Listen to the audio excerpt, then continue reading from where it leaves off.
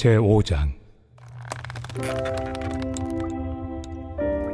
그러므로 사랑을 받는 자녀같이 너희는 하나님을 본받는 자가 되고, 그리스도께서 너희를 사랑하신 것 같이 너희도 사랑 가운데서 행하라. 그는 우리를 위하여 자신을 버리사 향기로운 제물과 희생 제물로 하나님께 드리셨느니라. 음행과 온갖 더러운 것과 탐욕은 너희 중에서 그 이름조차도 부르지 말라. 이는 성도에게 마땅한 바니라.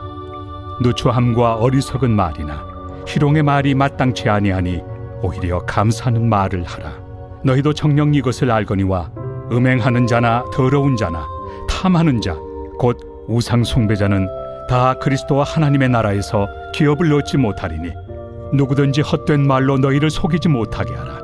이로 말미암아 하나님의 진노가 불순종의 아들들에게 임하나니, 그러므로 그들과 함께하는 자가 되지 말라.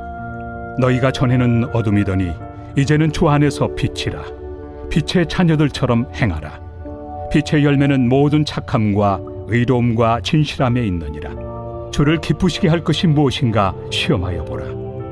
너희는 열매 없는 어둠의 일에 참여하지 말고 도리어 책망하라. 그들이 은밀히 행하는 것들은 말하기도 부끄러운 것들이라. 그러나 책망을 받는 모든 것은 빛으로 말미암아 드러나나니, 드러나는 것마다 빛이니라. 그러므로 이르시기를 잠자는 자여 깨어서 죽은 자들 가운데서 일어나라. 그리스도께서 너에게 비추이시리라 하셨느니라. 안녕하세요. 근수 가족 여러분, 매일 말씀의 김예찬입니다. 에베소서 5장은 4장에 이어서 1장에서 3장까지 나와 있었던 이 교리 파트, 하나님의 교회와 하나님의 구원받은 성도들의 삶에 대한 교리 끝나고 나서 4장부터는 가이드라인, 구체적으로 어떤 삶을 살아야 되는지에 대한 얘기를 말하고 있습니다. 5장도 역시 그러합니다.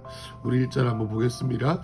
그러므로 사랑을 받는 자녀같이 너희는 하나님을 본받는 자가 되고. 여러분, 우리가 오늘 1절부터 14절까지를 볼 것입니다. 그런데 우리가 이 바울이 이 구체적인 삶의 권면을 하는 원인, 그 동기, 그 삶의 능력의 근원에 대해서 한번 보면 좋겠습니다. 여러분, 1절에 사랑받는 자녀같이 너희는 하나님 본받는 자가 되라. 여러분, 우리가 하나님을 본받을 수 있을까요? 여러분, 우리는 하나님을 본받는 것이 쉽지 않습니다. 우리의 육체의 어떤 행위나 우리의 의지대로 할 수 없습니다. 그런데 바울이 말합니다. 사랑을 받는 자녀같이. 여성경에서 이렇게 나오고 있습니다. As beloved children. 그러니까 as라는 전치사의 뜻이 뭐냐면은 무엇으로서라는 것입니다. 그러니까 내가 하나님의 사랑받는 자녀같이 정도가 아니라 하나님의 사랑받는 자녀로서라는 거예요. 여러분, 우리가 하나님을 본받는 자가 되는 것은 우리의 행위나 우리의 능력이 아니라 이미 변화되어진 하나님의 자녀로서 우리가 주님을 따라갈 수 있는 줄로 믿습니다. 또 2절에 그리스도께서 너희를 사랑하신 것 같이 너희도 사랑 가운데서 행하라. 그는 우리를 위하여 자신을 버리사 향기로운 제물과 희생 제물로 하나님께 드리셨느니라.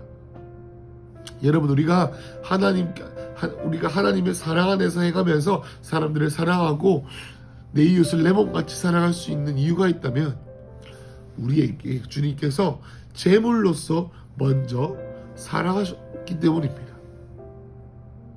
우리가 주님의 사랑을 받았기 때문에 사랑을 받은 자로서 다른 사람을 사랑할 수 있는 것이죠. 그리고 3절부터 4절 그리고 5절까지 이 입에 대한 얘기를 합니다. 4절에 보면은 누추함과 어리석은 말이나 희롱의 말, 이런 말을 하지 않고 감사하는 말을 하는 것. 그리고 또 이 말을 하는 이유는 우리 마음 가운데 있는 그 가득한 이 우상에 숭배하는 마음이 있기 때문에 이러한 말들을 하기 때문이겠죠. 그래서 이러한 그 음행하는 자와 더러운 자, 탐하는 자, 우상 숭배자가 하나님의 기업을 받지 못한다라고 했습니다. 5절이었습니다. 그래서 6절에 누구든지 헛된 말로 너희를 속이지 못하게 하라 라고 했습니다. 말에 대한 중요성을 얘기하죠. 그것은 어제 우리 김예준 전도사님께서 매일 말씀으로 잘 말씀하셨습니다. 그래서 7절에 그러므로 그들과 함께 하는 자가 되지 말라. 그 7절에 함께하는 그들과 함께하지 않는 자, 그러니까 그들 악을 행하는 자와 함께하지 않는 자가 될 수 있는 이유는 뭐냐면은 우리가 이전에는 어둠이었지만 8절에 이제는 주 안에서 빛이기 때문입니다. 여러분, 여기서 빛의 자녀들처럼 행하라 라고 나와 있는데, 또 주님께서 바울을 통해 말씀하시는 건 뭐냐면은 우리가 빛의 자녀로 행할 수 있는 이유는 뭐냐면 우리가 주 안에서 빛이 되었기 때문입니다. 예수님께서 우리에게 말씀하셨죠. 너는 세상의 빛이요 세상의 소금이라. 빛이길 연습해라, 소금이길 연습해라 라고 하지 않으셨죠. 너희는 세상의 빛이라 라고 했습니다. 9절의 빛의 열매는 무엇입니까? 모두 착함은 뭐냐면은 이 세상 가운데서 선하고 온유하고 도덕적이며 관대한 성품을 말합니다. 그리고 의로움은 뭐냐면은 그 하나님과 사람에 대한 의무를 시행하는 의로운 마음이고, 진실함은 그 마음 가운데 순수하고 정직한 마음을 말합니다. 그러니까 이 빛의 열매, 그러니까 이 빛이라는 것은 빛이 가만히 있는 것이 아니라 빛을 비추죠. 그 이와 같이 빛이 빛하는, 그러니까 열매됨을 말하는 것이 이 모든 착함과 의로움과 진실함이다라는 겁니다. 여러분, 이 9절에 나와 있는 이 빛의 열매를 10절에 주님을 기쁘시게 할 것이 무엇인지 시험하여 보라. 시험하다라는 것은 뭐냐면은 마치 내가 실험을 하듯이 고증하고 분석하고 시도하고 무엇이 하나님의 뜻인지를 계속적으로 밝혀내라라는 것입니다. 그래서 9절에 나와 있는 의로움과 진실함으로 우리가 빛되심을, 우리의 빛됨을 우리가 삶으로 드러내자라는 겁니다. 11절에 열매 없는 어둠의 일에 참여하지 말고 도리어 책망하라 라고 나와 있습니다. 여러분, 우리 교회 안에서 우리가 세상 가운데에서 열매 없는 어둠의 일을 참여하는 자들이 많습니다. 여러분, 그들을 도리어 책망하라 라고 나와 있는데, 여기서 헬라어 원어에 보면은 책망하다 정도가 아니라 expose them, 그러니까 오히려 드러내라. 그 어둠의 일들을 그냥 그 어둠 가운데 묵혀두는 것이 아니라 우리가 빛이기 때문에 드러내라라고 말을 합니다. 왜냐하면 그들이 말하기도 부끄러운 어둠 가운데 있는 행위를 행하기 때문입니다. 그런데 13절에 책망을 받는, 드러냄을 받는 모든 것들이 빛으로 말미암아 드러난다. 왜냐하면 우리가 빛이기 때문에 우리가 열매 없는 어둠의 일 가운데 드러났을 때 그것들이 우리의 빛됨으로, 우리 안에 있는 주님의 복음의 빛으로 인해서 세상 가운데 드러난다라는 것이죠. 14절, 그러므로 이르시기를 잠자는 자여 깨어서 죽은 자들 가운데서 일어나라. 그리스도께서 너에게 비추이시리라 하셨느니라. 여러분, 이 말씀을 사실은 그 당시에 많은 크리스천들이 세례를 받을 때 세례의 축복하는 기도문이었습니다. 보십시오. 잠자는 자여. 잠자는 자가 뭐였습니까? 주님을 믿기 전에 영원히 죽어있는 잠자는 자겠죠. 잠자는 자에 깨어서 죽은 자들 가운데서 일어나라. 그리스도께서 너에게 비추이시리라 라고 했습니다. 여러분, 이 말씀이 에베소서 5장 1절부터 14절까지 크게 두 부분에 하나님께서 우리에게 주시는 가르침이 있습니다. 크게는 한 가지인데 구체적으로는 두 가지죠. 그것은 뭐냐면은 여러분, 우리가 삶을 살 수 있는, 거룩한 삶을 살 수 있는 우리의 능력의 동기는 우리의 행위나 우리의 의지가 아니라 하나님께서 우리에게 주신 정체성에서 근거한다라는 것을 믿으시길 축복합니다.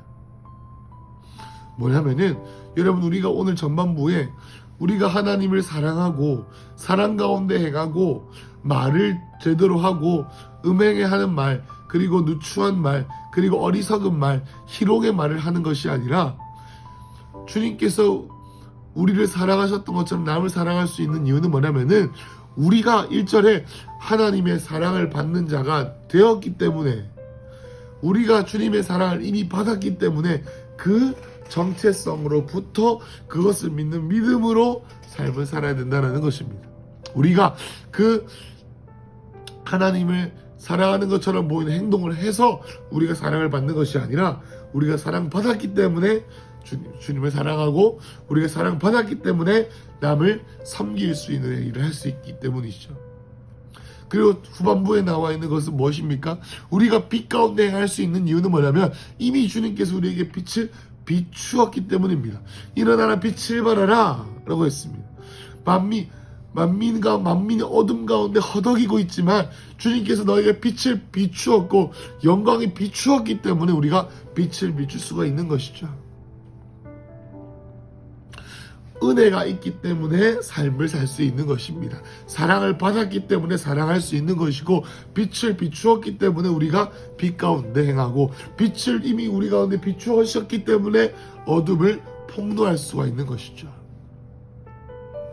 여러분, 그래서 오늘 이 시간, 오늘 하루 우리 삶을 살 때에 믿는 믿음을 우리 가운데 회복해달라고 주님께 기도하고 회복하십시다. 무엇입니까? 하나님께서 나를 오늘 사랑받는 자녀로 부르셨다. 그리고 나를 오늘 빛으로 부르셨다라는 믿음입니다. 그래서 오늘 우리가 어떠한 우리의 자기암이시나 우리의 행위로 인한 우리의 교만함이 아니라 하나님, 나는 아무것도 한 공로가 없지만 주님의 십자가의 능력으로 인해서 주님, 내가 주님의 사랑받는 자녀가 되었습니다.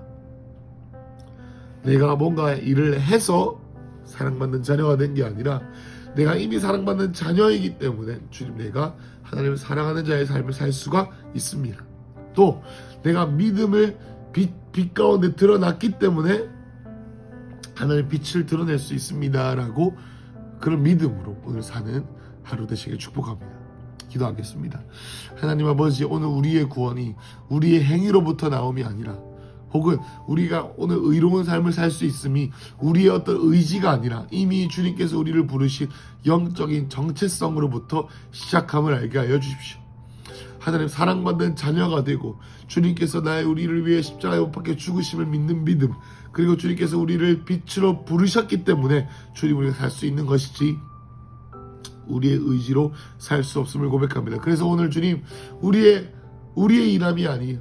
주님께서 우리를 위해서 행하신 일을 믿는 믿음으로 말미암아 주님께 나아가오며 주님, 오늘 우리의 성령께서 이 믿음의 여정 가운데 우리의 마음을 새롭게 하여 주십시오. 우리의 마음을 새롭게 하여 주시옵소서. 오늘 우리의 삶 가운데 하나님의 사랑받는 자녀됨 그리고 빛됨이 드러나는 놀라운 시간이 될 수 있도록 우리 큰수 모든 가족들을 축복하며 예수님의 이름으로 기도했습니다. 아멘.